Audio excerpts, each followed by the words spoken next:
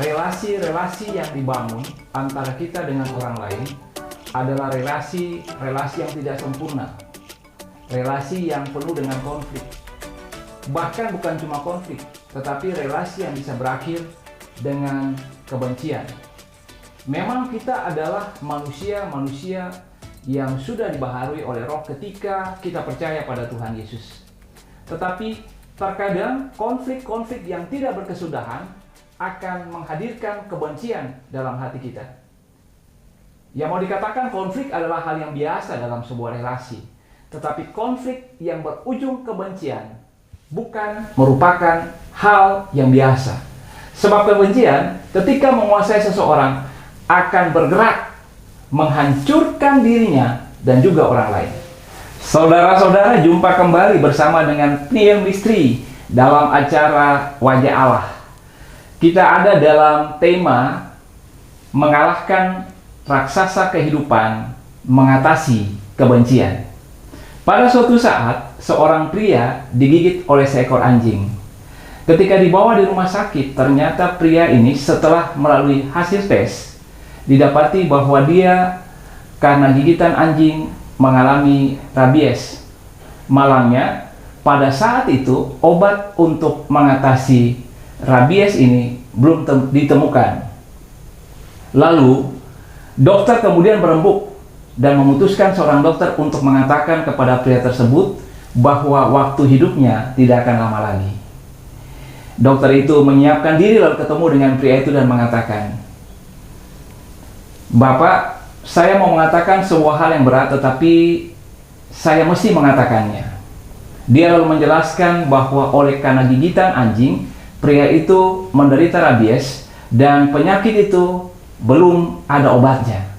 Dokter itu kemudian mengatakan, sebaiknya Bapak segera menyelesaikan masalah-masalah Bapak, atau melakukan apa yang mesti Bapak lakukan. Tuliskanlah apa yang mesti dilakukan. Dokter itu kemudian selesai berkata, dia melihat bahwa pria itu cukup terkejut. Terkejut karena dia telah divonis oleh dokter waktu hidupnya tidak akan lama lagi. Dia mengumpulkan kekuatan dan kemudian dia mengatakan, "Oke, baiklah dokter, berikan saya pena dan secari kertas." Dokter pun memberikan pena dan secari kertas, lalu menepuk bahu pria itu dan mengatakan, "Saya meninggalkan kamu sebentar. Pikirkan apa yang mesti kamu selesaikan, tuliskanlah, nanti akan dilaksanakan sesudah kamu kemudian meninggal." Saudara-saudara, 1 jam kemudian dokter itu kembali dan melihat pria itu tengah menulis dengan lancar dan dengan tekun. Dokter itu menepuk bahu daripada pria tersebut dan mengatakan, "Saya bangga, Anda kuat sekali dan tabah untuk menjalani hal ini.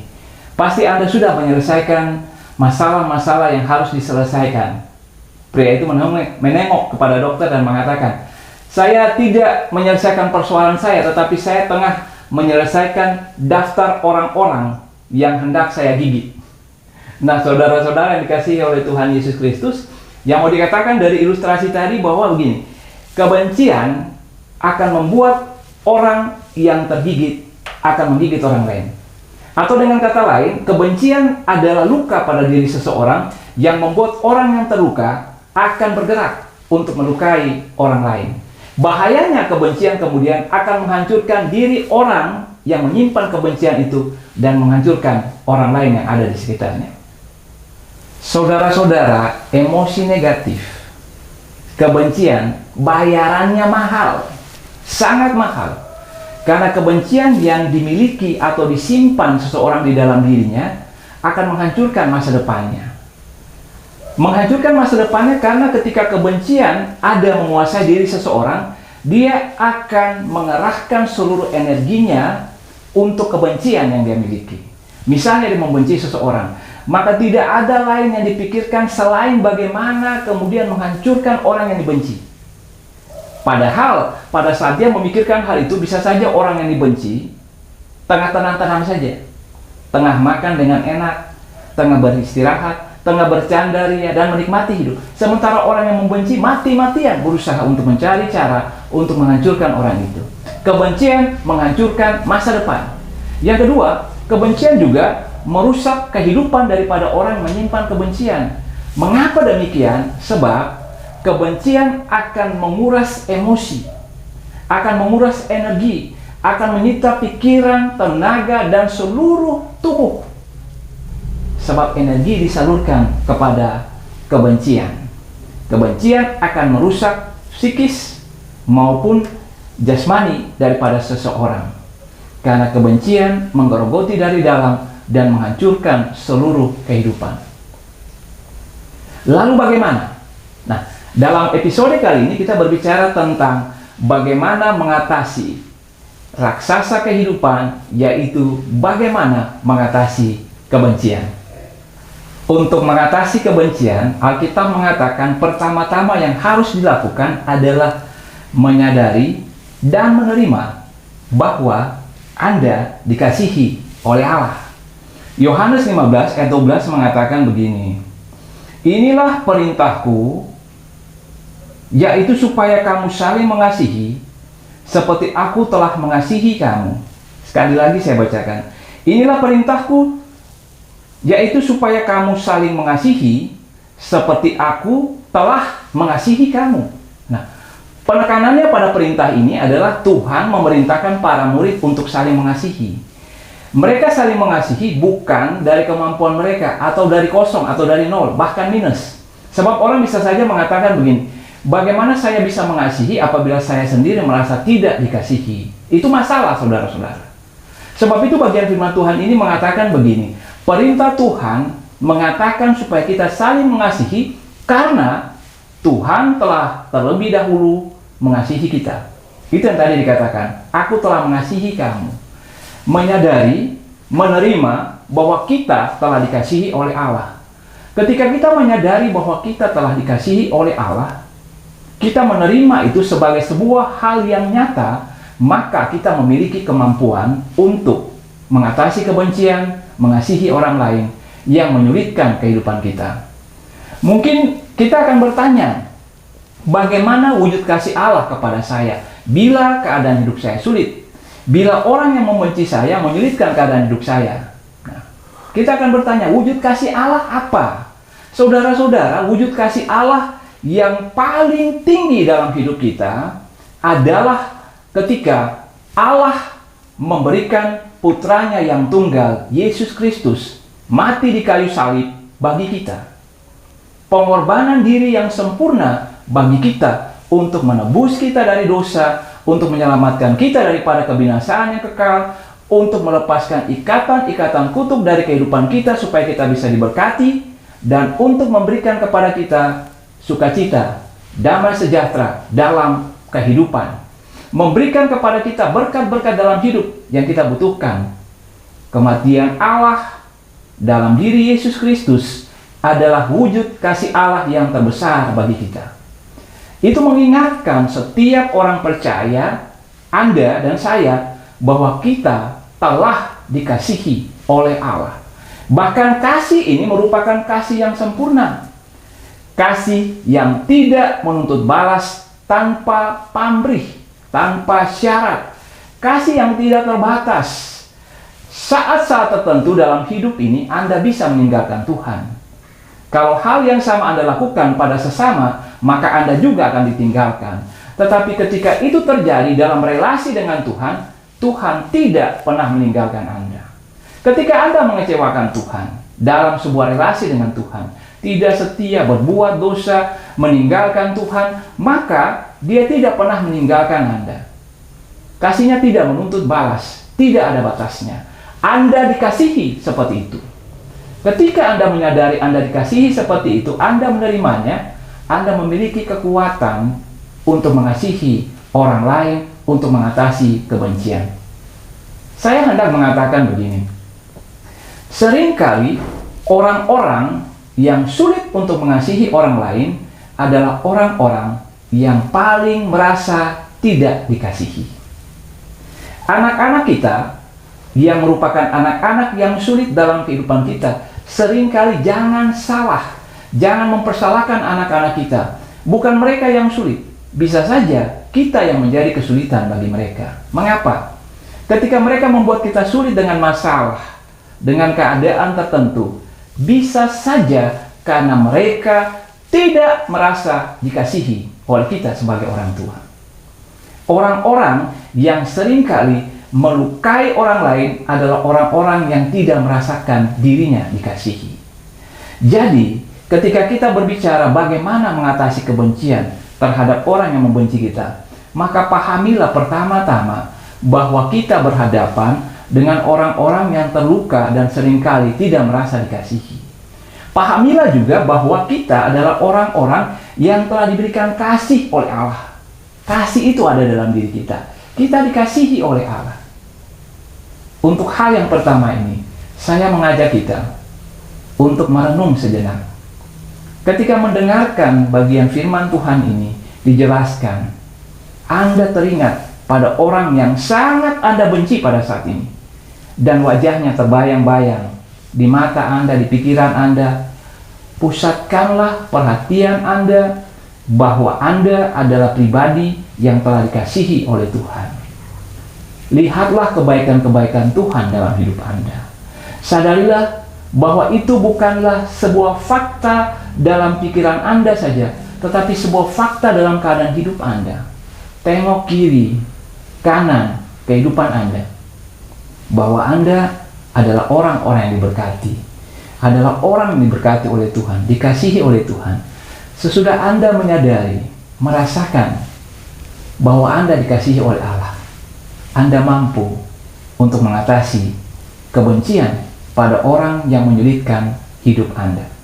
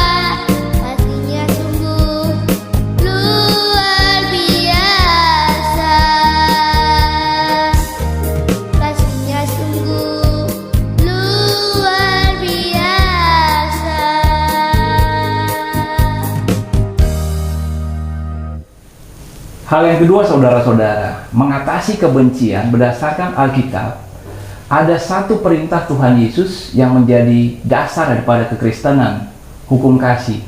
Sesudah Tuhan mengatakan kasihilah Tuhan Allahmu, maka hukum yang kedua adalah kasihilah sesamamu manusia seperti dirimu sendiri. Ayat 1 atau ayat yang pertama yang saya kutip itu, saya kaitkan dengan ayat yang berikut yang saya ambil dari Lukas 7 ayat 12 yang mengatakan begini. Segala sesuatu yang kamu kehendaki supaya orang perbuat kepadamu, perbuatlah demikian juga kepada mereka. Itulah isi seluruh hukum Taurat dan kitab para nabi. Nah, dari dua ayat ini mau mengatakan kepada kita, cara mengatasi kebencian dengan penuhi pikiran dengan kasih adalah bayangkanlah orang lain bukan sebagai pribadi yang asing di hadapan Anda, tetapi orang lain adalah diri Anda sendiri. Dengan Anda menempatkan orang lain sebagai diri Anda, maka Anda bisa membayangkan bagaimana sih cara orang ini berpikir, bagaimana dia mau diperlakukan, apa yang menjadi kebutuhan dia. Sebab ketika Anda melihat orang lain bukan sebagai orang asing dalam kehidupan Anda dan menempatkan orang lain sejajar dengan diri Anda, maka Anda bisa masuk untuk melihat apa yang menjadi kebutuhan orang itu. Ketika dia membuat hal-hal yang menjadikan hidup Anda sulit, menimbulkan kebencian dalam diri Anda bisa menempatkan diri pada posisi orang ini. Sebenarnya orang ini mau apa? Apa yang menjadi kebutuhannya?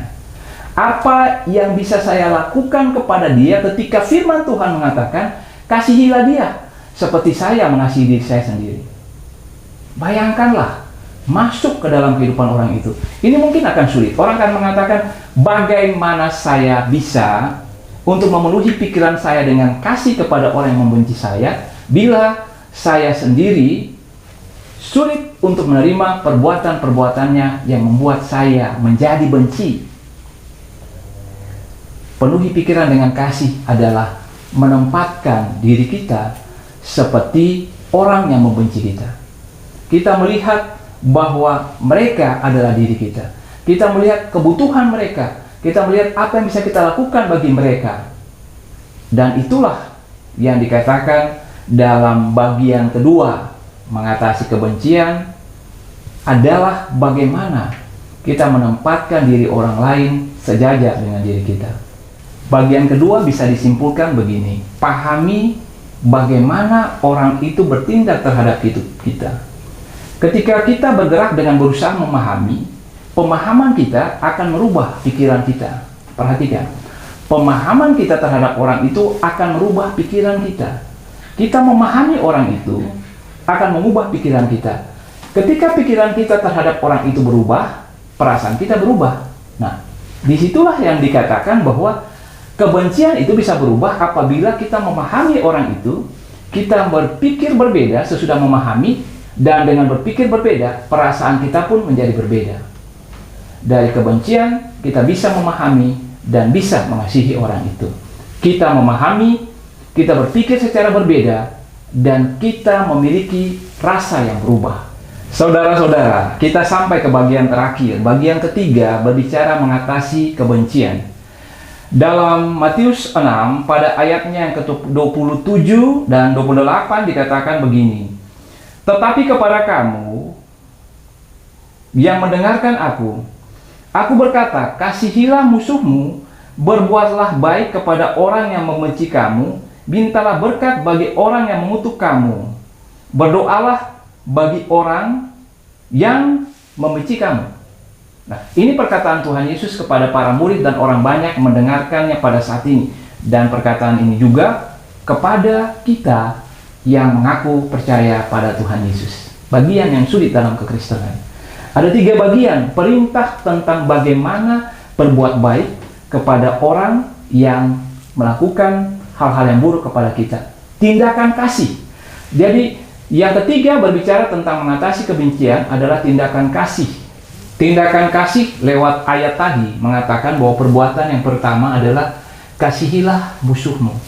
Kasihilah musuhmu. Kasihilah musuhmu berarti kita berusaha untuk memahami orang yang membuat kita benci, memahami dia, berusaha menempatkan diri pada posisi dia, dan bertindaklah dengan kasih. bertindaklah dengan cara berbeda. Dia melakukan hal-hal yang membuat kita benci. Kita memahami kenapa dia melakukan itu, dan kita merespons dia dengan cara yang berbeda karena kita telah berusaha untuk memahami dia yang membuat kita bertindak secara berbeda dengan tindakan dia terhadap diri kita. Berbuat baiklah kepada orang yang membenci kamu merupakan hal yang kedua dari tindakan kasih. Berbuat baik artinya mencari cara. Mencari cara bukan untuk membalas kejahatan dengan kejahatan, tetapi mencari cara untuk melakukan kebaikan. Bayangkanlah orang itu dengan kebutuhan-kebutuhannya yang bisa Anda penuhi. Bila mungkin Anda tidak bisa memenuhi kebutuhannya dan Anda tahu bahwa orang itu karena terluka, dia melukai Anda, maka doakanlah dia. Karena mungkin kebutuhannya tidak bisa Anda jangkau, tetapi kebutuhannya Anda bisa memberikan Tuhan untuk menjangkaunya lewat doa Anda. Yang ketiga, memberkati mereka yang mengutuk Anda. Mengutuk. Seringkali ketika kita dikutuk, kita akan balas mengutuk. Tetapi memberkati mereka yang mengutuk kita adalah kita berbicara hal-hal yang baik mengenai mereka, dan kita berbicara tentang yang baik kepada mereka. Yang pertama, berbicara mengenai hal-hal yang baik tentang mereka. Kita akan berusaha untuk menunjukkan keunggulan, kebaikan, kelebihan mereka, bukan kekurangan mereka. Kita akan mendorong mereka naik dan bukan menjatuhkan mereka. Kita akan menyatakan hal-hal yang baik mengenai orang yang membenci kita. Berkata baik kepada mereka, artinya kita tidak akan membalas perkataan-perkataan yang buruk atau kata-kata yang buruk kepada kita, tetapi kita berusaha untuk memotivasi, mengangkat, menunjukkan kebaikan daripada orang itu. Meskipun apa yang diperbuat oleh orang itu terhadap Anda adalah hal-hal yang buruk. Bagian yang keempat dari tindakan kasih, berbicara tentang berdoa bagi mereka yang membenci kamu. Berdoa bagi mereka yang membenci, ini mengandung arti bahwa kita tidak mendoakan hal-hal yang buruk terjadi kepada orang yang membenci kita. Kadang-kadang orang bisa datang saja kepada pendeta seperti saya atau pendeta yang lainnya, membawa natsar dan mengatakan, "Pak, saya hendak mendoakan orang tersebut, dia terlalu menyusahkan saya. Semoga ketika kita berdoa, segera Tuhan tunjukkan kenyataan atau keadaan." Artinya apa? Orang itu berdoa dengan niat bahwa kalau Tuhan mendengarkan, maka Tuhan akan mencelakakan orang yang didoakan dengan natsar yang dibawa. Saudara-saudara, bagian firman Tuhan ini ketika mengatakan berdoalah kepada orang yang membenci Anda, mau mengatakan begini, ketika Anda datang berdoa dengan seorang hamba Tuhan, datang untuk berdoa sendirian, maka yang terjadi adalah bukan kemudian Anda mendoakan supaya orang itu celaka, tetapi Anda berdoa supaya hati Anda yang penuh kebencian itu boleh Tuhan ubah. Setiap orang yang datang pada Tuhan, maka dia harus siap bukan mengubah Tuhan atau memerintahkan Tuhan untuk mengikuti kehendaknya, tetapi dia harus siap untuk diubahkan oleh Tuhan. Dan karena Tuhan penuh kasih, ketika semakin Anda datang kepada Tuhan, percayalah bahwa semakin hati Anda yang membara dengan kebencian itu, semakin diubahkan oleh Tuhan.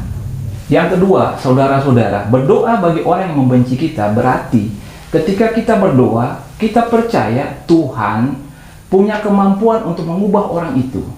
Bila kita saja mengandalkan kemampuan, mengandalkan apalah, katakanlah saya bisa mengubah orang itu, kita akan menemui jalan buntu. Karena yang bisa mengubah hati seseorang adalah Tuhan. Ketika kita berdoa untuk orang yang membuat kita menjadi benci, maka kita berdoa dan mau menyatakan pada Tuhan, Tuhan, hanya Engkaulah yang sanggup mengubah orang itu. Dan Engkau mampu untuk mengubahnya. Kita berdoa dengan keyakinan bahwa Tuhan mendengarkan hal-hal yang baik yang kita minta untuk orang itu. Saudara-saudara yang dikasihi oleh Tuhan Yesus Kristus, sekali lagi di akhir daripada perjumpaan kita dalam acara Wajah Allah ini, saya hendak mengatakan, kalau saat ini ada kebencian dalam diri Anda, entah untuk orang tua, entah untuk saudara, entah untuk teman di kantor, untuk atasan atau bawahan, rekan pelayan, siapapun, maka bagian firman Tuhan ini hendak mengajarkan kepada kita untuk melepaskan kebencian itu. Karena kebencian hanya akan membawa kehancuran dalam kehidupan kita, kehancuran dalam diri Anda, dan kehancuran dalam diri orang lain. Tuhan tidak menghendaki kita hidup dalam kebencian, dan dihancurkan oleh kebencian itu. Karena itu, Tuhan telah memberikan cara bagi kita untuk mengatasi kebencian. Tuhan memampukan Anda untuk mengasihi. Tuhan menguatkan dan meneguhkan Anda. Kamu dapat, kamu bisa. Sampai jumpa kembali bersama dengan Penyiar Misteri di minggu depan. Tuhan Yesus memberkati kita semua. Shalom.